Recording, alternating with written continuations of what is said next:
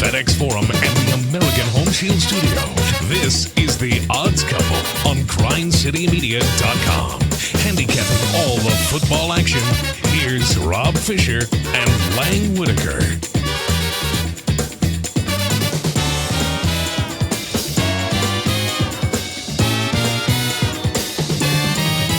And hello, good people. Welcome to The Odds Couple. Getting you set for another weekend of SEC action of the National Football League. Here in studio, John Roser with me. CJ Hurt is here as well. Lang Whitaker is still just celebrating his wins at the Grind City Hotel and Resort Casino. How are you, Lang? I am maxing and relaxing down here at the Grind City Resort and Casino. I don't know how things are in Memphis. Down here, it's sunny. It's beautiful. You can see the beach behind me. I'm going to be out there in about 45 minutes after I make some more correct picks on my games for this week. How are you guys doing? Well, we want to go ahead with what we learned from what'd you learn, Roser? I just Lang, is that a Fud Puckers cup you have?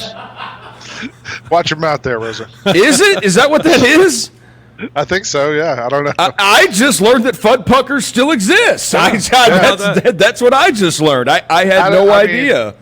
I should be honest, the Grind City Resort and Casino hasn't really had some of the facilities updated in a while. This cup could be 20 years old. For all yeah. Roser, what did you learn on the football field this week? We just got to take Ole Miss overs.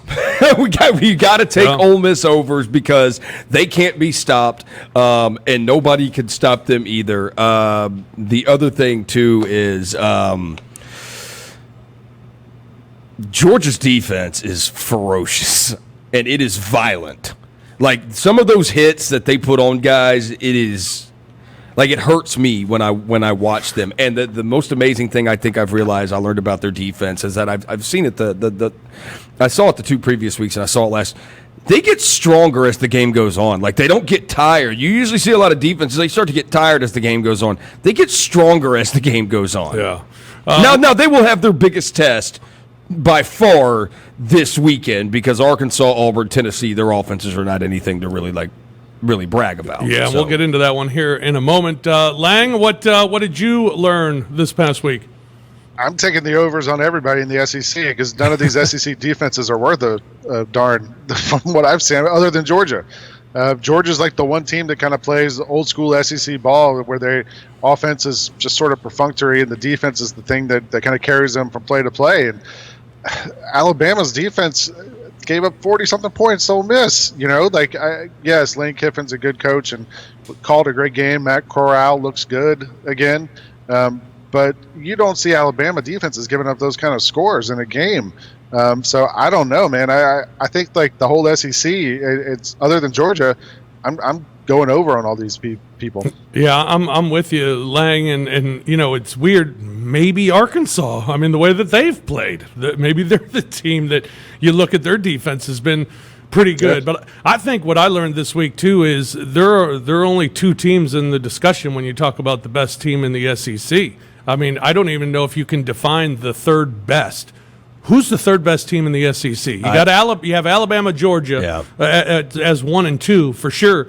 Who's the third best team? I think that's something I thought about that too. I think that's just something it's going to be a week to week thing. That Alabama and Georgia, no matter what happens between Alabama and Georgia, whatever order if you think Alabama's 1 and Georgia's 2, if Georgia wins this weekend, you'll flip flop those and Alabama will go to 2. But neither one of those teams could lose this weekend and then be considered the third best team in the SEC. I think the third best team in the SEC. It's going to be something that's week to week. Yeah, Lang. I think it's probably Florida. I mean, even offensively against Texas A&M, they lose the game, but Kyle Trask was like 28 for 38, and he had 4 touchdowns, no interceptions. Like, offensively, they're still efficient, they're still good, and I think if they just kind of figure out defensively what's going on. But then, Dan Mullen comes out and talks about packing the stands, and every time I think I'm ready to turn the corner and be in on them, they do something that makes me think, nope, can't do it yet.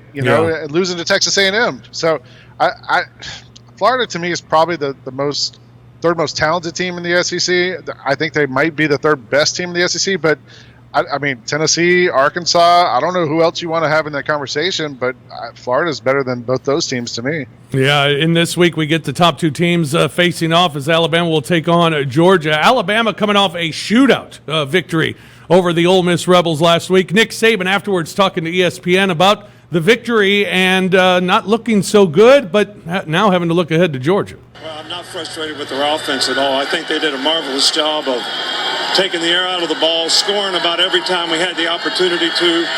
We just didn't play very well on defense. But, maybe a game like this will wake us up a little bit, and maybe we can take the mistakes that we made and try to improve. But, we knew that they had a great offensive team, and we're happy to get out of here with the win. We knew this would be a tough game, so I'm really proud of our players for the way they competed in the game. They just kept playing in the game, and that was probably what saved us.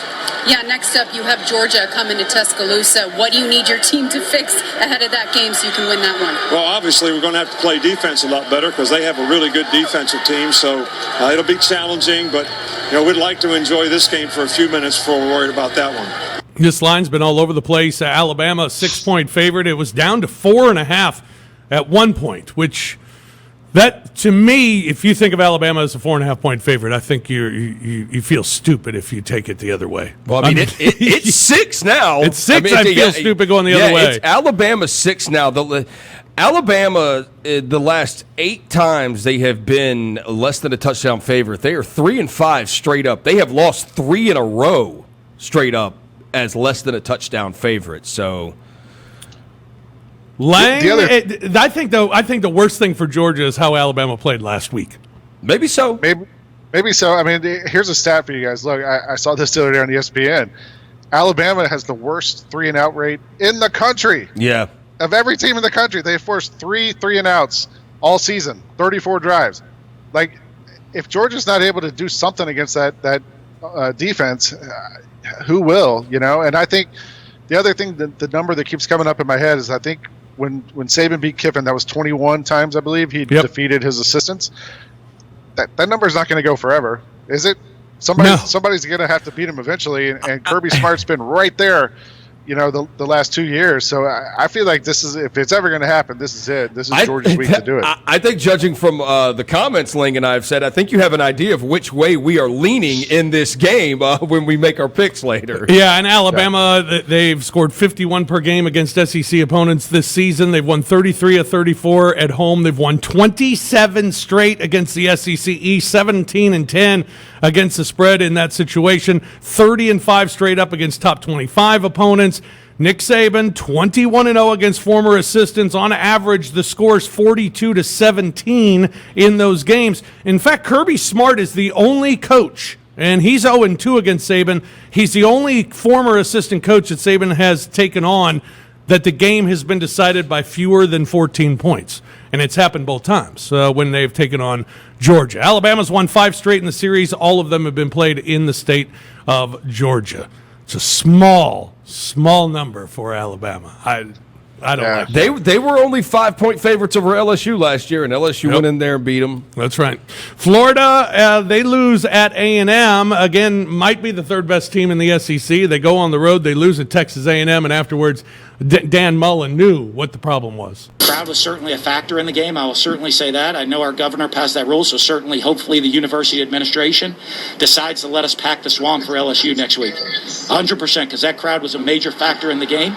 And so I certainly hope our university administration follows the governor. Our governor has passed a rule that we're allowed to pack the Swamp. We have 90,000 in the Swamp to give us that home field advantage that Texas A&M had today.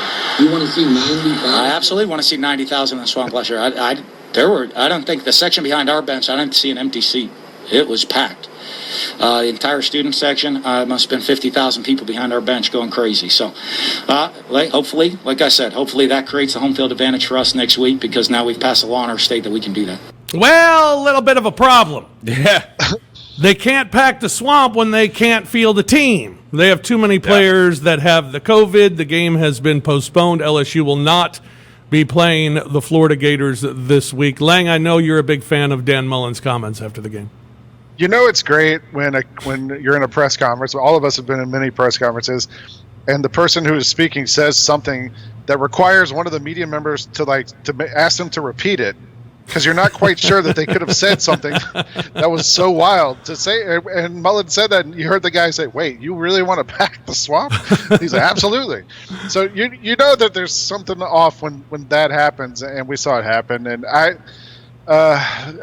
it's probably good timing for Florida, to be honest, like coming off that loss to have another week to kind of sit back and figure out what's going on with the defense. But if they're going to be that third team in the SEC, they've got to win these games. They got to beat LSU, and I think they were going to do it, but I think they've got to win big and do that the rest of the way. Well, the good news is there are 2 games postponed, as Missouri and Vanderbilt also postponed. Vanderbilt can't field a team to play Mizzou this week, so that game's been postponed. The good thing about the SEC is they do have a week before the conference tournament, or the conference championship, to have a week to make these games up. Yeah, December 12th has already been the date they said for LSU and Florida if they need to make it up. I will say it has not gotten talked enough. How many fans were in that were at Kyle Field at Texas A&M? Like, there are not supposed to be that many fans there at any of these stadiums. Like, Texas A&M is supposed to have what? It's like 25, maybe 30% occupancy. Dude, I thought the same thing. There were over, and it was a ton of students. Now, I will say, most of the people, every time I saw it in the crowd, they were all wearing masks. But I easily thought, I was watching that game with my dad, and I was like, Dad, there's got to be 70 to 80,000 people there. Like, there are tons of people because you could hear the crowd. You could hear it for real, and you could tell it was making a difference in the game. And so I think some of Dan Mullen's comments were also frustration, too. Like, yo, they're not supposed to have that many people here. Like, how is this happening? Yeah. Hey, Rob, just to clarify, Vanderbilt not being able to field a team this week, is that due to COVID? Or COVID. Yeah, it's COVID. Reason? No, okay. it's COVID. Now we have to figure out next, did they get it on purpose? Yeah. There's a report that some kids at an Idaho college are trying to get it on purpose so they can, like, sell their blood and everything. They can sell everything to these medical companies. Oh, yeah. Wow. Okay. So maybe, maybe Vandy players might be getting it on purpose. Not to sell it, but just so they don't have to play. Selling the blood's got to be an NCAA violation, though. You would think so. Well, these are not all athletes that are doing this. Yeah, not all athletes. One other game out of the SEC this week, Kentucky at Tennessee. Vols are a 6-point favorite in this one. Small number there as well, but Kentucky's covered 8 of their last 11 games, 17 of their last 28 as an underdog. Tennessee, meanwhile, they've covered 8 of their last 11, 4 of their last 5 at home, 3 of their last 4 at home against SEC opponents. And UT against Kentucky, they've won 33 of the last 35. The last loss in Knoxville for the Vols against Kentucky was 1984. Long time ago. This is a huge one for Tennessee. I think this shows Tennessee, is it a roller coaster season, or are you pretty good and you just lost to a really good team last week? Yeah, if you're Tennessee, if you're Jeremy Pruitt and you think you have taken a step, and it looked like they had in that first half against Georgia, they needed luck if they were going to try to keep that game close and even have a chance to win it. And in the first half, they got the luck. The ball goes over Stetson Bennett's head. They get the touchdown right off that. Their defense stuffed Georgia on 2 4th and inches, 4th and 1s. So they got some luck there, and then they hit a couple of bombs and got touchdowns. And then the second half, Garantano did what he can't do, and that's you can't turn the ball over against Georgia. But if you're Tennessee and you're Jeremy Pruitt and you think your team, you have taken a step, you come back and you win this game. Yeah, you absolutely. win this game. This is the game you have to win. Yeah, and Tennessee, last year when they started the season, Lang, it was it was a disaster for Tennessee. They were the broken ATM, but they need those games to go their way, and a game against Kentucky is a game they need to win. And it's not going to be easy. Kentucky's not going to roll over. And I think the biggest thing for Tennessee this week is don't let Georgia beat you twice. Yeah, I mean, I think the way that Georgia beat Tennessee was just dominating the line of scrimmage. Tennessee, we kept hearing about all these offensive linemen that they've got. And I think they have a 6-year senior at center. They've got all this experience and size up front, and they were going to be able to run the ball and then pass off the run. But they couldn't run the ball against Georgia. I think they'll be able to control the line against Kentucky. And then we saw Garantano hit a couple of those deep throws against Georgia. If he could set those up a little bit easier, and if you're not asking Garantano to do too much, then I think you're in a much better spot, and I think Tennessee is going to be able to do that against Kentucky. Memphis Tigers, meanwhile, they return to action this weekend as they will take on the UCF Knights. Ryan Silverfield, head coach of the Tigers, talking about this week's matchup. Glad to be back in game week. Obviously excited about a great opponent coming to the Liberty Bowl. a few things. Obviously, like we talked about a little bit last week, excited to have the expanded fan base in our stands with us. Obviously, I know they'll be loud and proud. I know our guys are excited to play a wonderful UCF opponent. We know the history of it. I don't like to talk too much about the past, but kind of feel like we've got a chip on our shoulder because what's occurred, especially since we, myself included, and some of these players have had some great series against them, and we've been on the short end of it. So we're excited again. Better play with a chip on your shoulder. Going to need even more than that. UCF's won 13 straight games in the series against the Memphis Tigers. Tigers have not been doing well against the number here recently. 0-2 this season. They haven't covered 5 of their last 7. Failed to cover their last 4 at home. Failed to cover their last 3 at home against American Athletic Conference teams.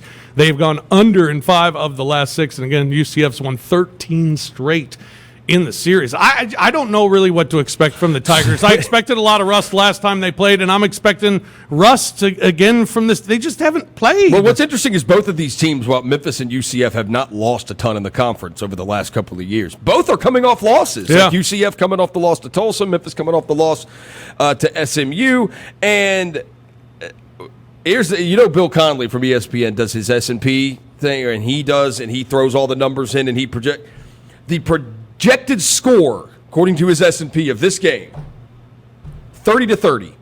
Really? That's the projected score, is 30-30, which obviously you cannot end in a tie. But if it is right around that number, I think it should tell you take the under. It's well under the under. Yeah, over under the total. 75 in that game for the Tigers. But yeah, it'll be interesting to see what we get from the Tigers. How will UCF respond after a loss, and how do the Tigers respond after having another week off? Bye weeks are always great, Lang, but this one just seems like another week off. I feel like the thing with Memphis this season is maybe you guys feel differently, but to me it feels like there's just something not there. There's like no spark. There's no excitement around the team this year the way there has been the last couple seasons, and maybe that's Norvell going to Florida State, maybe that's Gainwell opting out, but for whatever it is, it just feels like it's not there this season, and there's not the confidence around the team, the excitement around the program there has been the last few years. Maybe it's the pandemic we're living through and trying to play these games through, but I don't know. I just don't really feel it with Memphis this year. I haven't felt it all season. I don't feel it this week against UCF. I feel like it's the pandemic. I think it is the pandemic. Arkansas State game feels like it was 3 months ago. Yeah, it was. It really was. I mean, they seriously did. Like, they played that Arkansas State game, and then they did not play for a month. Yeah. Because of the COVID things on their team, and so and then you play SMU, and I mean, if they would have won that SMU, I think people would be and then after the SMU game you have a bye week. Like, right. You have a week off before then you play UCF. I think if they had won that SMU game, and they should have won that SMU game with all the injuries that SMU suffered during the game, I think you'd see people a lot more excited for this UCF game. I think people, at least some of my friends that I've talked to, the Tiger fans, is hope no more COVID tests so they can actually play the game, and then it's nervousness. Like, let's see what they look like, because we still really don't know. We don't know what they are. All right, we'll take a break here on The Odds Couple. When we come back, Lance Taylor's going to join us from Birmingham, get his thoughts on the action coming up this weekend. We'll also talk a little NFL. It's all ahead here on The Odds Couple on Grind City Media. I love the haircut. They tell me you've been getting beat up over it, Zach. They say I look like I'm 25. I was in somebody said I was in Vegas. They said, "Is that Zion?" I said, "I paid away for little brother." I said, "That's my little brother." Tune in to GrindCityMedia.com, Grind City Media on YouTube, or on the official Grizzlies mobile app to catch Chris live or download each episode daily, and subscribe at iTunes, Spotify, or SoundCloud today. The debate is whether he's a star or a superstar right now, which is what the headline and sort of the tweet suggests. But I'm liking that discussion right now with Ja Morant at point guard. Tune in to GrindCityMedia.com to follow Michael Wallace and Lane Whitaker as they debate the biggest topics in the NBA, the Grizzlies, it's IMHO. Mike and Lang will share their humble opinions on the hottest league water cooler news, providing insight, analysis, and a little heat. Watch and read weekly by visiting GrindCityMedia.com or follow on Twitter at GrindCityMedia today. What's up, Grizzlies fans? I'm Megan Triplett, and I have some exciting news to share. We have a new app. That's right. It's a 3-in-1 experience that you don't want to miss out on. Check this out. The app will keep you up to date on all of the Grizzlies stats and latest news. If you're looking to see what events are going on at FedEx Forum, that can all be found on the app as well.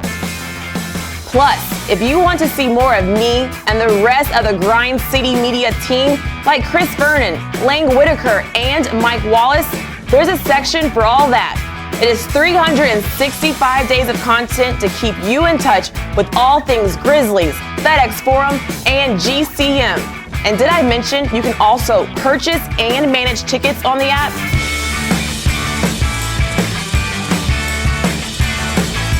The app does it all. Download it now.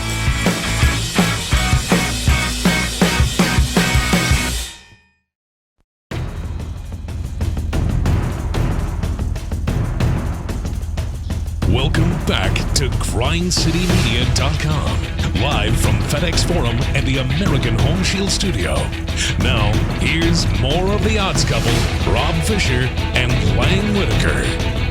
Hey, don't miss the newest Grind City Media show, Rise and Grind, with Jessica Benson and Megan Triplett. This duo brings a fresh, fun, and energetic double shot of morning vibes to catch you up on the latest in sports, entertainment, pop culture, and everything Memphis, with some completely biased, unfiltered discussions and a side of slightly above-average jokes. Tune in to GrindCityMedia.com, Grind City Media on YouTube, or via the official Grizzlies mobile app to catch the show live, or download each episode daily and subscribe at iTunes, Spotify, or SoundCloud today. Welcome back to The Odds Couple. Rob Fisher, John Roser, and CJ Hurt in studio today. Lang Whitaker still at the Grind City Resort and Casino, joining us on Skype today. Lance Taylor going to join us here in a moment. Arkansas Razorbacks, if they were 2-1, they'd be one of the amazing stories in the country. Should right be now. 2-1. Should be 2-1. Missed fumble call last week. Arkansas got hosed. At least that's what their head coach Sam Pittman thought. I was told it wasn't a backwards pass. So you were told it was not a backwards pass? That's what I said. Okay. Sam, what did you see from your perspective on the spike play? Same thing you did. The ball went backwards 6 yards. Saw a fumble and a spike that went backwards 6 yards. Lang, we had another instance of someone asking the question again so they could make sure that's exactly what he said. I told you guys. But anytime you have the follow up that's the same question again, that's when you know. And he's right. He's right. Arkansas should have won that game. Auburn should not have kept the ball there. And the refs screwed up by blowing the whistle in the middle of the thing too before anyone recovered the ball. And it was a comedy of errors. Somehow Auburn always seems to come out on top in those situations. I don't know really how that do. They it's really amazing. Joining us now to talk some more football for the weekend, it's Lance Taylor, host of the Roundtable from WJOX in Birmingham. He's on Twitter at @TheLanceTaylor, and you can get his picks daily at lanceslock.com. Lance Taylor joins us. Hey, Lance, how are you, man? It was a lateral. Arkansas should be 2-1. I don't understand how you go to review and you discuss it, you know what the rule is, and then it comes out that it's Auburn's ball and they're able to kick a game-winning field goal. Makes no sense. Yeah. This happened to Auburn. This happened to Kentucky in the first week of the season against Auburn. Like, Kentucky clearly got the end scored zone. a touchdown. Yeah. They review it, and they say he didn't get the touchdown. And it's like, this really does go Auburn's way all the time, doesn't it? Yeah, I don't. Some amazing things do happen in Jordan-Hare. I mean, you look at Alabama the last couple of times they've played down there. When, the couple of pick sixes last year from Mac Jones when Tua was down, and basically chippy extra point like field goal that goes off the upright. You look at the prayer at Jordan-Hare against Georgia in 2013, en route to playing for a national championship. You're right, Roser. Week 1 against Kentucky, I think the game is completely different. Auburn probably still wins the game. Kentucky definitely covers the 6.5. But what went down with Arkansas on Saturday night is just insane. And look, Auburn never should have been in that situation. They were up 17-0 in the second quarter. Yeah. And when you've got a more talented roster and a team that's trying to just get the program back on the rails in Arkansas, that's just one of those games that shouldn't even be close.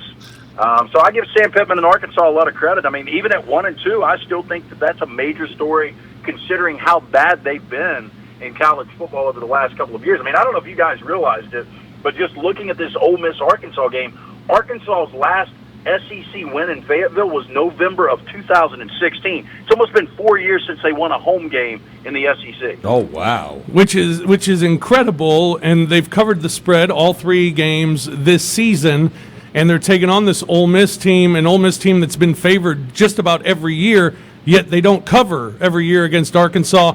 I mean, Arkansas looks like they can compete. They look like they can play. They look like they belong on the field, which in the years past, they didn't even look like they belonged on the field with these teams in the SEC. This week's really interesting because they've played so well defensively, but Ole Miss has been so dynamic offensively that, you know, are we going to see Felipe Franks shine and Arkansas score a ton of points and be in this game? Well, you know, right now Ole Miss is second offensively, or second total yards offensively, you know, in college football. 573 yards, only behind Central Florida. I know we'll get to that Central Florida-Memphis game here in a little bit. But you're right, Rob. When you look at the quarterbacks, Kyle Trask, I mean, obviously he's, you know, borderline elite quarterback right now in the SEC. Mac Jones is that type of guy. But Terry Wilson ran up and down on this Ole Miss defense. And, you know, Alabama, 63 points, 723 yards. You look at Felipe Franks, we mentioned him a couple of weeks ago on the show that it looked like they had a semblance of a quarterback. I mean, Felipe Franks outplayed Bo Nix this past week. 318 yards, 4 touchdowns, didn't make any mistakes. I think, you know, Felipe Franks will have success against Ole Miss's defense. I just don't know how Arkansas is going to slow down this Ole Miss offense. Matt Corral, I don't know about you guys, but after 3 games, I mean, he's starting to look the part of an NFL quarterback to me. Yeah, he's been terrific. No, he has. I think what it shows is that just because Rich Rodriguez was the coordinator that was the OC there last year, and it is Plumlee is just way better for what Rodriguez does than Corral was, and Corral is just way better for what Lane Kiffin does than Plumlee was. I'll say it this weekend though, because Auburn's got to go on the road now. Auburn's going on the road now. That luck ends. South Carolina's going to win that game straight up. Oh my. All right. How about that? I agree with you, Roser. I agree. I mean, I really do. I look at South Carolina, and I think this game, you know, you can make an argument it's more important for Will Muschamp or Gus Malzahn. I mean, if Auburn loses this game, they could be a 4-6 team. But you look at this offense, Colin Hill is playing clean football right now. The Colorado State grad transfer quarterback for Will Muschamp. Kevin Harris is turning into one of the better backs in the SEC, coming off a career-high 171 yards against Vanderbilt. The South Carolina defense that will get after you, I agree with you. I think it's a live dog. I'm catching 3.5 here. I love South Carolina in this spot. Georgia, Alabama, that's the big one this week. Lance, Alabama, I think, I said it before to Lang, I think the worst thing that happened to Georgia this week is how Alabama performed last week. Yeah, I don't disagree with you, Rob. You know, it's tough anytime you can get Alabama under a touchdown to not play them. I did see a stat that Alabama under a touchdown under Nick Saban in Tuscaloosa is awful against the number. That came out a couple of days ago. But this defense, I mean, they've got talent over there. They've got to be able to get this right. And Stetson Bennett, you know, speaking of clean football, he's not making any mistakes in his first couple of starts against Auburn and against Tennessee. Sooner or later, he's going to make some mistakes. And I just don't see explosive playmakers for Georgia right now. Where's George Pickens? You know, Kyrus Jackson has become kind of their go-to guy. You know, White's a good running back, but he's not what Chubb and Swift were. You know, I think Georgia's got maybe the best defense in college football, but it's going to be hard for me. I lean Alabama here. I haven't come out with a straight-up play yet, but it's going to be hard for me to play Stetson Bennett on the road catching less than a touchdown. Yeah, and on the road being Alabama, being that road team that you're playing as well. You mentioned Memphis and UCF, big one for the Tigers. We were talking about it. It's been tough for the Tigers to get any sort of rhythm because of the COVID situation, then a bye week last week. Everything just feels like they haven't, you know, a lot of rust still to shake off, it feels like. Yeah, I don't disagree, and I think the same for Central Florida. I mean, we haven't seen Central Florida roll out there since the loss to Tulsa, which seems like ages ago. You know, I was on Memphis against SMU that same day, and that was my big play, and I got burned, you know, that late fumble from Brady White. I definitely think Central Florida's got the quarterback advantage here with Dylan Gabriel. I don't trust Central Florida with the penalties and the turnovers, and I've just got a feeling Memphis is 0-2 against the number this year. Not that Central Florida is much better. They're 1-2 against the number. I kind of like Memphis at this spot, getting 3.5. NFL this week. Cleveland Browns. Are we believers in the Browns yet? Yeah, it's a totally different culture. And I was pulling for Freddie Kitchens last year. He's an Alabama guy. I was pulling for him to be able to get this thing right. But the culture is just night and day. And, they get blown out week 1 against the Ravens, and everybody said, here we go again. But 4 consecutive wins for the Cleveland Browns, and they're sitting there at 4-1 for the first time since 1994, which, by the way, Bill Belichick was the head coach, Nick Saban was the defensive coordinator. This Pittsburgh team, though, quietly is 4-0. Everybody's talking about other teams around the NFL, Green Bay, Seattle, the Titans after a couple of nights ago. But the Steelers 4-0 for the first time since 1979. They've got weapons. You look at Chase Claypool, the rookie out of Notre Dame, what he's been able to do coming off 4 touchdowns. Juju Smith, James Conner, Benny Snell. And the Steelers still arguably the best defense in the NFL. I think the Steelers minus 3.5. Big Ben is 22-2-1 all time against Cleveland. I like the Steelers in this spot minus 3.5. I swear, my Steelers winning the Super Bowl pick is looking so good right now that I made at the beginning of the season. It is looking great. And my whole theory was, dude, they went 8-8 with Mason Rudolph as their quarterback last year, and they had the best defense in the league. Like now, if Roethlisberger would have played last year, they're 12-4, 13-3. Like that's probably what they're going to be this year. I said before the season, I'm right there with you. I said Super Bowl is going to be the Seahawks and the Steelers. It's going to be a rematch of Super Bowl 40, that Super Bowl we saw in Detroit years ago. And I love this Steelers team, and I love the fact that nobody's talking about it. And the only thing that scares me, it's like the power has shifted.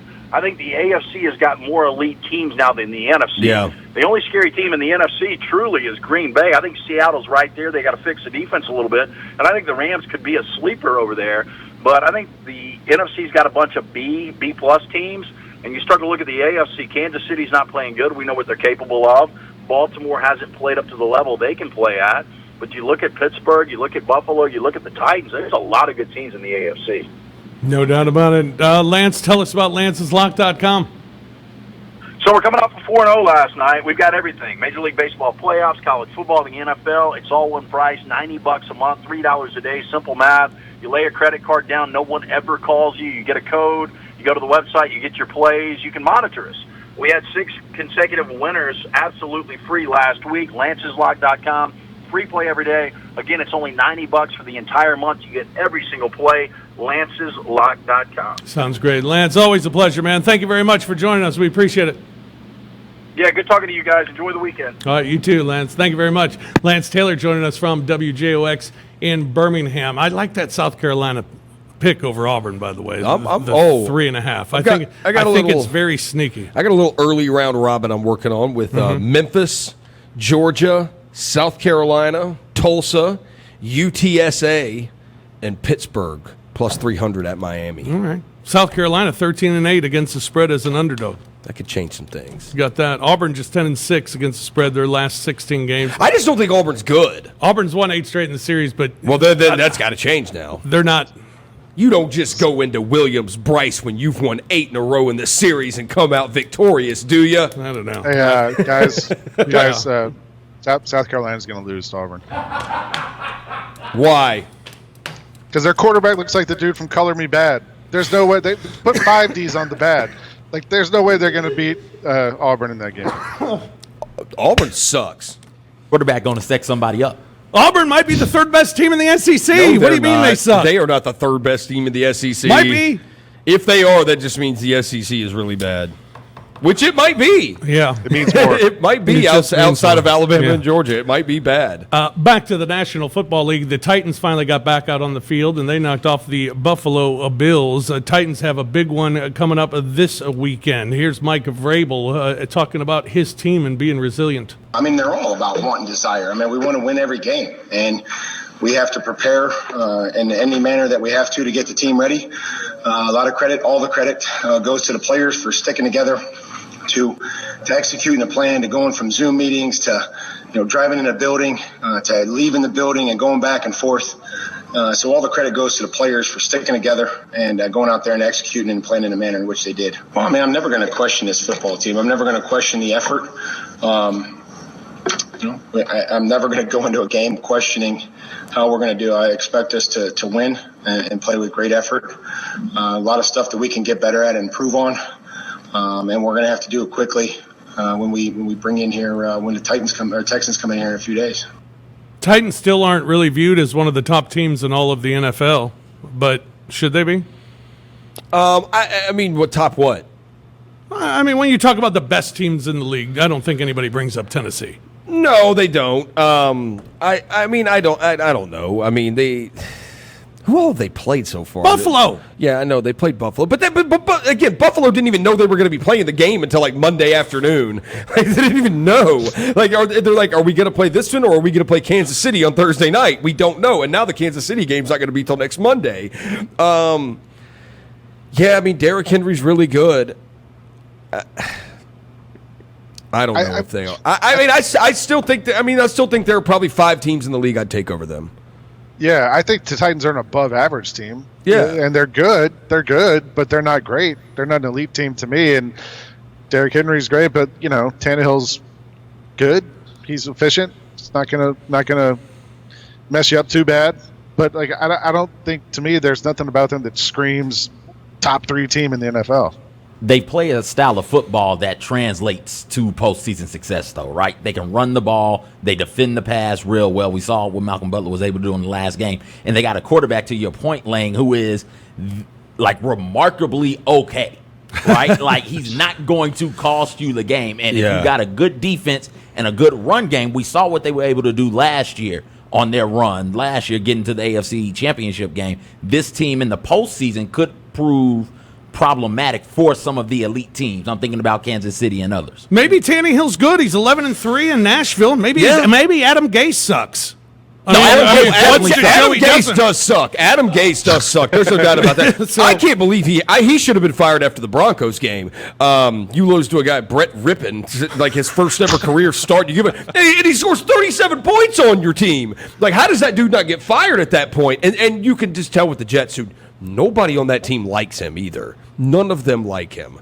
So I think it's disrespectful that the Titans are only a 3-point favorite over the dreadful Houston Texans. Well, you know what? It is the NFL, and if the Texans win that game, it's the NFL. It's the NFL. Yeah. Like, I was actually just listening to something on my way into their talk. They were talking about that. They were like, the books are not this, because everyone's going to be on Tennessee, and they're already on Tennessee, and those books are not moving this line to 3.5. They're keeping it at 3. Yeah. So, all right, we'll take a break here on the Odds Couple. When we come back, we'll have our picks for the weekend.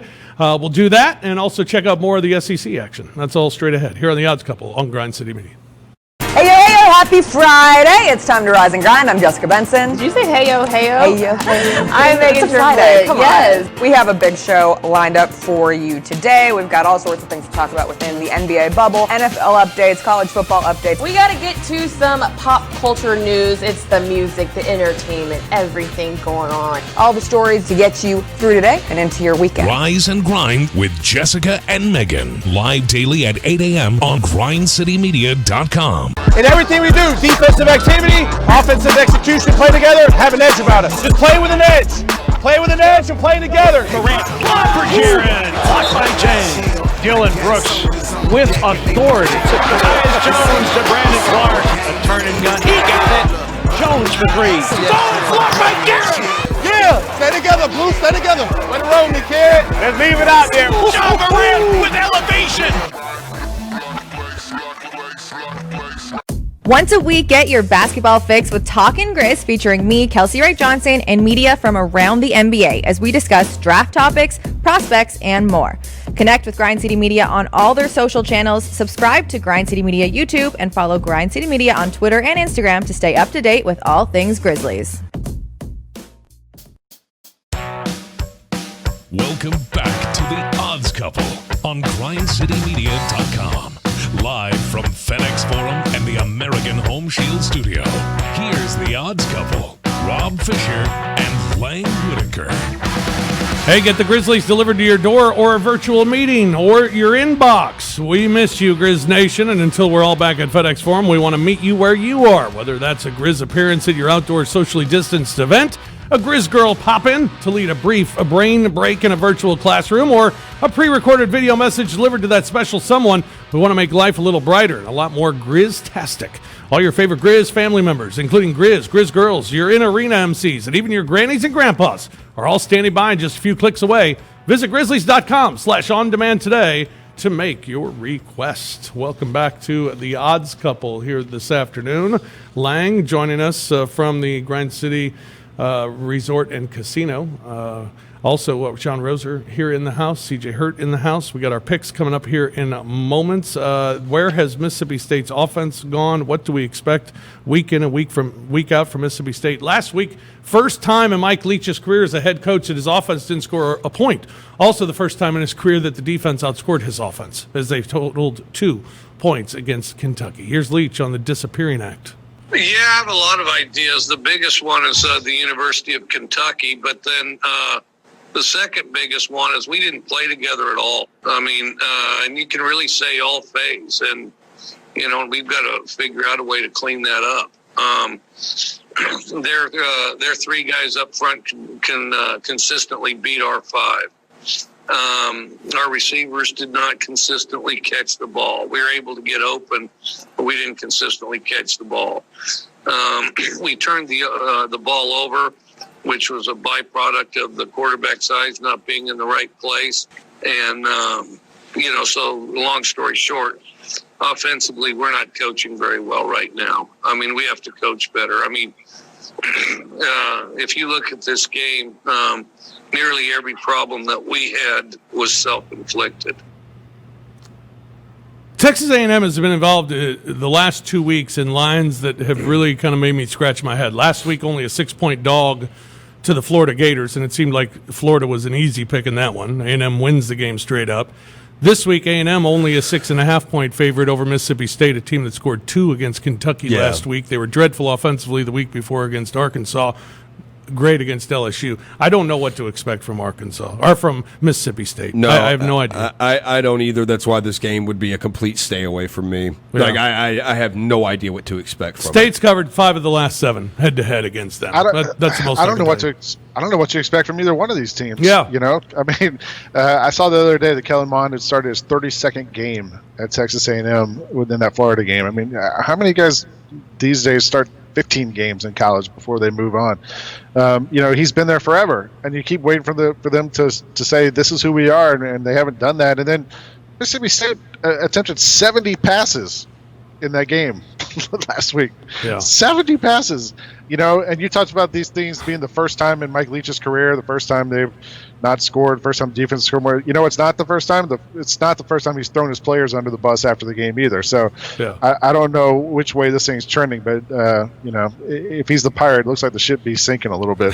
A little bit. Let's get to our picks for the week. We'll start with mine. Fish is 5 this week. I'll start with UCF. I'm taking the Knights minus the 3 against the Memphis Tigers. I just think it's been such a tough turmoil, everything that's been going around the Tigers to try and play it, to try and get some sort of rhythm. I think it's going to be very difficult to do this week against a very good opponent. When we put this line out, it was 4.5 for Alabama. There's no way I'm taking anyone other than Alabama when that's the case. Arkansas, I like Arkansas, what they're doing. They've covered every game this year. They're getting 3. I'll take them over Ole Miss.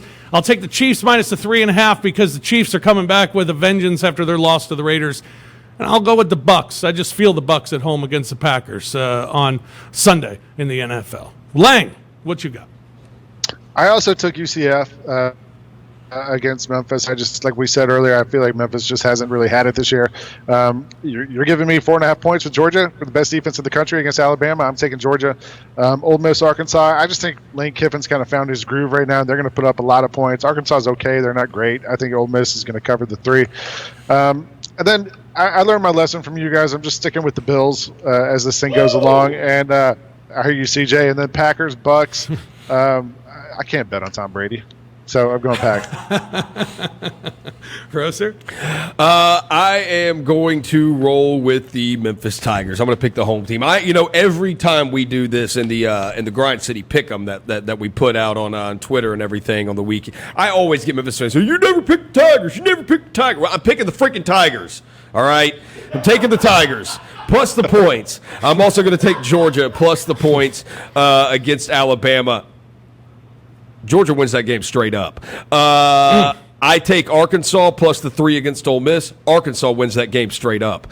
Kansas City, I had Buffalo plus the 3.5. I'm going to change that. I don't see Patrick Mahomes losing 2 games in a row. I'm going to guess he does it by more than 3 points, so I'm going to take Kansas City minus the 3.5. And I'll take Tampa Bay at home getting the 1.5. CJ, what you got this week? Sure, let's do this. Central Florida, first and foremost, is such a strange year for the Tigers. So Central Florida, I think they win big, unfortunately, for the Tigers fans on Saturday. I'm with you, Rosa. Not only do I got Georgia there, but I think Georgia wins that one straight up. Best defense in the nation. Alabama really can't stop anybody from moving the ball. Like they're in trouble. Arkansas, some specials brewing over there with Sam Pittman, and it's looking like he's in an offseason where there were a lot of big name hires. Looking at you, Leach. Looking at you, Kiffin. He might be the best hire in the SEC this coaching carousel cycle. So I'm gonna roll with Arkansas there. Unfortunately, I'm not going to go with the Bills. I'm going to take the Chiefs. I don't think Patrick Mahomes is going to lose 2 in a row. And as long as the Packers aren't playing the 49ers, man, give me Green Bay. And then the 2 I go off the board with, give me the Cardinals laying the 2.5. And I had to make a switch. Yeah, I forgot that Vanderbilt that game got postponed. Give me UNC. Over Florida State. They're laying 8 against Florida State. I think that's going to be a big win for the Tar Heels. North Carolina ranked in the top 5. That is crazy. Last time they were ranked in the top 5. Mac Brown was the coach. Yeah, Mac Brown was the head coach. Off the board for me this week, I'm going with one. To me, it's my no-brainer of the week, like last week with Florida, which didn't cover. But mine this week is Tennessee against Kentucky. 5.5 for the Vols against Kentucky. And being in Knoxville, as long as Tennessee, doesn't let the Georgia game strike them this week as well, Tennessee should take care of business. And then in the NFL, I said it, and I haven't done it yet. Got to go with Kansas City. Got to go with Baltimore. I'm going Baltimore. Baltimore minus the 7.5 this week. I love the Ravens. Anytime it's under double digits for the Ravens, I'm going to take them as long as they're not taking on Kansas City. Lang? Last year I started the season off with one of my off-the-board picks. I had BYU beating Tennessee, and I was right. It took a little more than I thought it was going to take, but I was correct in that the quarterback for BYU, Zach Wilson's completing 81% of his passes this season. I thought last year was going to be the year he kind of showed out. It's been this year. So I'm taking them, giving 3.5 against Houston. And then last week I won a lot of Grind City units. I made it back from the first week thanks to Georgia Tech and Louisville. So I'm going to stick with Georgia Tech and take the over on Clemson, Georgia Tech, over 60 points total in that game. Roser. All right. Roser. I am going to stick with a team that I've kind of rolled with in a couple of round robins I've done. They've been a pretty good covering machine this year. I'm going to take Boston College plus the 11 points on the road at Virginia Tech. Boston College straight up winner last weekend as plus 195 underdogs. They were a double-digit underdog. I believe they were like 20-point dogs or something like that to North Carolina the week before, actually driving down with a chance to score and then tie the game on a 2-point conversion, only end up losing to North Carolina by 8 points. I think this is a good Boston College team, I think a pretty good Boston College team. They're tough, really tough team. Jeff Hafley, their new head coach, was the defensive coordinator at Ohio State last year. He's got them playing well, so I'm going to take Boston College plus the 11. You could parlay that with another win in the ACC, Pittsburgh plus the 10. Pittsburgh plus the 10 to 10.5 at Miami. Miami, we found out. We know what they really are. Look at who Miami's beaten this year. Ain't that impressive? Pittsburgh, a very tough football team. Always tough on the defensive end Pat Narduzzi coming off 2 straight losses. He'll have his guys ready. Don't be surprised if they get an outright upset in Coral Gables this weekend. Your ACC parlay. My ACC double-digit dog parlay. Boston College plus the 11 and Pittsburgh plus the 10 to 10.5. I'm going to roll with the Fighting Hugh Freezes. What he's doing there in his second year at Liberty has been pretty crazy. They're minus 3.5 against Syracuse. They were shut out by Syracuse last year in the first game of the season. I think he knows that. His team knows that. They'll be ready. They're going to win by double digits against Syracuse. Liberty. Nice. First time they've made it on our picks. All these picks, by the way, as Roser mentioned, our Grind City Media picks. You can see those on social media each and every week where all the members here of Grind City Media get involved with the picks, and we pick 8 games, and I'm not doing very well, but it's time for me to bounce back. I should just bet the games I pick on there because I put no thought into them. Like, Lang sends them to us, and then I'm just like, reply, this, and I send it. I don't think about any of it, and I'm like tied with CJ for number one. Hey, you know what's crazy? That's exactly how I do it. You pick put with your no- gut. Don't look up no thought numbers. into it. We don't need None. stats. We watch the games. You pick with your gut immediately. First reaction. And that's why I rolled with Georgia this weekend against Bama's, because I'm like, I've never, like, I know Georgia has played Arkansas, who's not very good, who's bad offensively. They have played Auburn, who's also bad offensively. They've played Tennessee, who better than they have been offensively, but still not great offensively. And I know Alabama's amazing offensively, but that Georgia defense passes the eye test. Rob, they pass the eye test. listen, man, if you struggle this week, you got to pick the way Roser and I are picking, man. So that means next week when the games come out, just pick them. No thoughts necessary. All right. Although I've picked some games with my gut here recently, and it's just kicked my ass, including including the game that I have. You need to that's put me behind the rest of the season. The first game of the year, the Navy debacle. Yeah, Rob, that wasn't that wasn't the feeling telling you to pick like Navy. That it was indigestion. We got to get you some Pepto, man. I think that was. We got to get you some Pepto. I got some Pepto in my bag. We got it. I think that was the problem. Lang, I hope you get to stay out at the resort another couple of weeks, man. Enjoy yourself. Yeah, we'll see how the picks go this week. If I keep coming up on top, that beach looks pretty inviting. I'll be back out there. Let's be real, Lang. There's only one game you care about this weekend. 100%. Yes. Well, also the Atlanta Braves. I didn't want to. Oh yeah, you got your Braves. We're 2-0 right now, so we got to see if we can keep this up against the Dodgers. Keep rolling, Braves. All right, thanks, Lang. Thanks, Roser. Thank you, CJ. Thanks to Kimball as well. Thank you for joining us here on The Odds Couple. We'll do it again next week. Enjoy all the action this weekend. Hope you're betting with CJ because he's on fire. Have a great week, everyone.